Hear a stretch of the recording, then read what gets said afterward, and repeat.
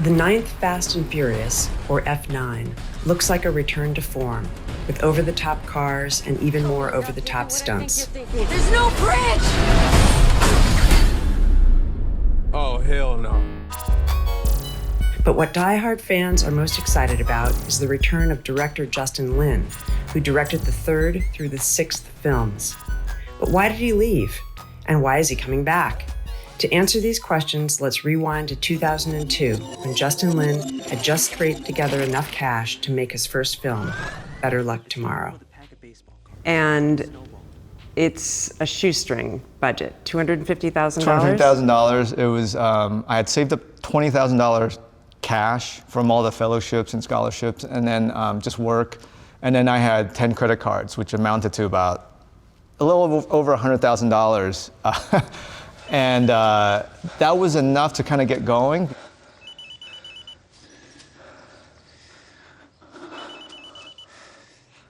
So it's at Sundance in 2002. It gets picked up and released 2003. Yep. And it's not long after that that Universal Pictures comes to you and says, we have this franchise, two of them have been made. None of the stars are attached for the third one. Want to direct it? Yeah. And what I've heard that you say it was an easy thing to turn down. I remember watching the first one when I was in film school, and I loved the world. It was like this really kind of, I don't want to say bittersweet because it was still an enjoyable film, but at the same time I was like, oh God, it's still like the Asian American in the film, they're always, you know, whenever they're there, they have to be around like, they always have to have pagodas and Buddha statues next to them.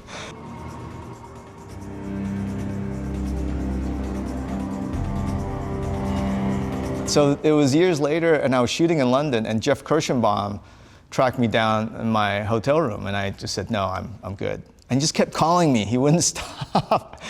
Again, this is Tokyo Drift, so like, this is now, you know, they have, you know, geishas and, you know, cars drifting around Buddha statues and stuff like that. I just didn't find that very appealing. That's in the original script. In the original script, the one that yeah. was handed to you, yeah. Yeah, and so he said, hey, why don't you come and meet Stacey Snider, the head of the studio? I give her so much credit because she said, okay, well, what if you can change it? What if I let you do what you want? And I said, okay. And she said, well, you have like, I think 2.5 months or something like that to redo everything.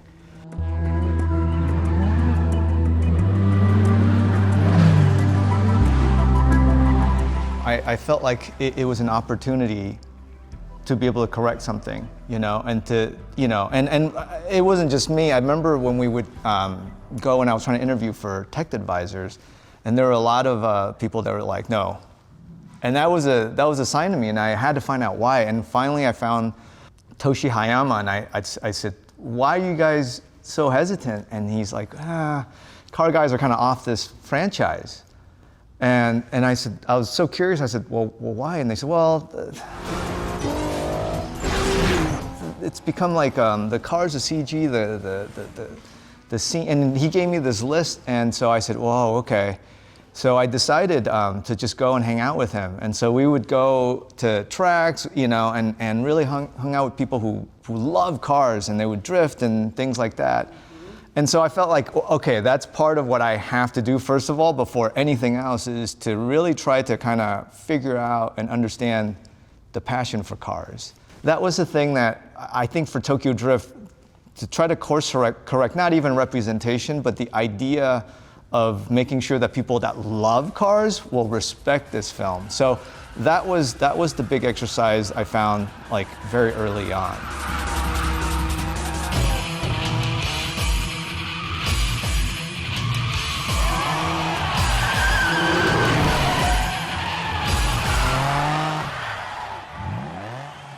It got to a point where we're like, well, God, we should get Vin Diesel to show up.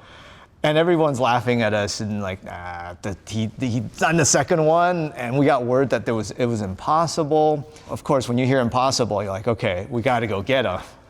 And nobody believed us, you know? And even when I got to Vin's house, you know, I remember sitting there by his pool and just talking to him. And it was nothing about him coming in or anything, but we just kind of connected on building stories.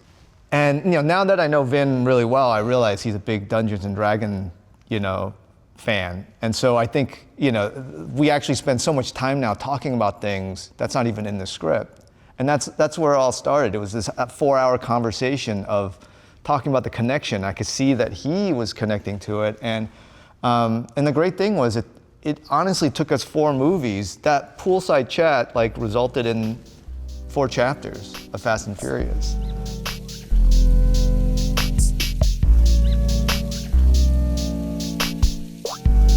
It really was something that when I sat down and talked with Vin, it took 4 films, and it was also time for me to go. I was lucky enough where, I think when I grew up, it was always about just trying to survive, trying to pay the rent. And I got to a point where that was not the case anymore. So I felt like if I didn't take advantage of that situation, it was not only gonna be I was gonna regret it, but my big fear was that it was gonna hurt the franchise, because then if I'm just doing it just to do it, then that's not good. So it ended up being a great journey.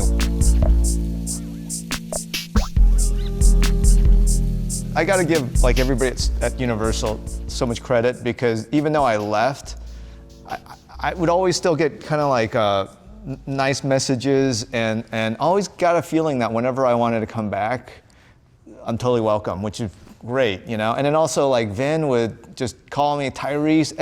I think he maybe missed the poolside talks, I remember I was in the cutting room for Star Trek in Vancouver, and he calls me, and he's talking to me for 2 hours about Dom, And so I was having fun, but I'm wait, I'm trying to cut a movie here, Vin, And so, but that's always been the spirit of kind of who we are, And so, but it was this one trip where I was down in Cape Town in South Africa for Warrior.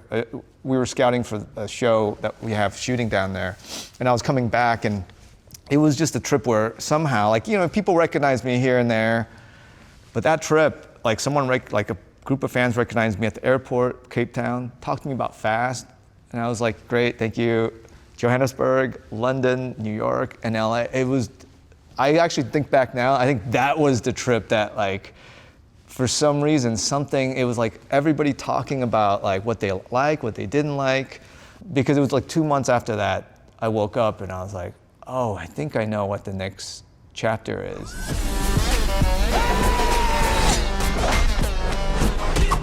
For me, it started off very simple in that trying to make sure I respect the fans. Get the e-brake for me, would you, darling? At the premiere in Cologne, Germany, where I'm sitting there talking to a father and son, and you could see, wow, the dad's entry point was the first Fast and Furious, and the son's entry point is Tokyo Drift. And now that's a generational relationship, And so I feel if we were always gonna repeat ourselves, not even in action, but even not really care about characters, then we shouldn't be making these movies anymore. And I'm also lucky, I'm with a group of people that will not let me forget either. We on the loose. Not today.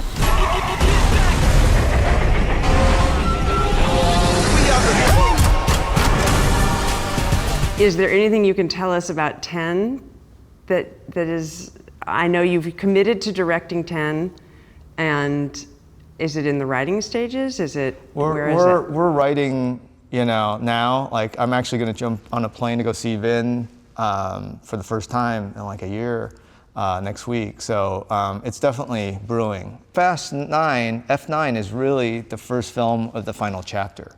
So it's actually been very liberating. It's a very different process. So 10 is not necessarily the last one. It sounds like it most definitely is not the last one. I would say the last chapter, I think, we have so many characters that my problem is actually real estate, And so to know that, hey, we have F9, but I also now have real estate for 2 more movies to be able to tell this last chapter. It has really, again, it's a very kind of, for me, it's a very fresh way of really kind of crafting what we're going to do.